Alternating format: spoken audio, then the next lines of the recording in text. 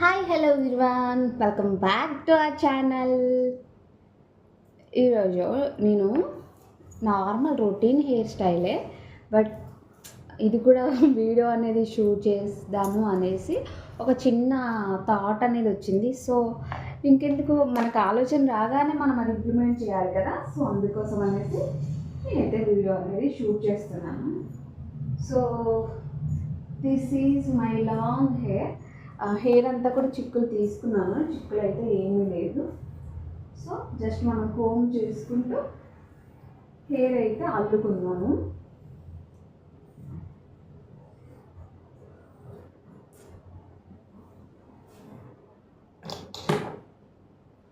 మంచి మంచి hair styles try చేద్దాము అనుకుంటున్నాను.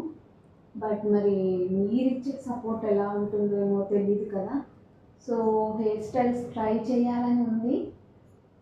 ఒక 1K సబ్స్క్రైబర్స్ అయినాక మంచి మంచి హెయిర్ స్టైల్స్ అయితే ట్రై చేస్తాను.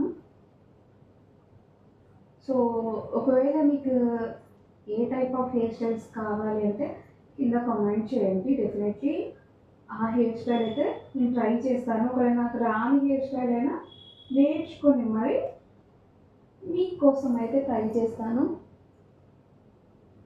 సో నేనైతే కొంతమంది ఎలా అంటే అల్లుతున్నప్పుడు ప్రతిసారి ఇలా కోమ్ చేస్తూ ఉంటారు. కోమ్ చేసేది కూడా చాలా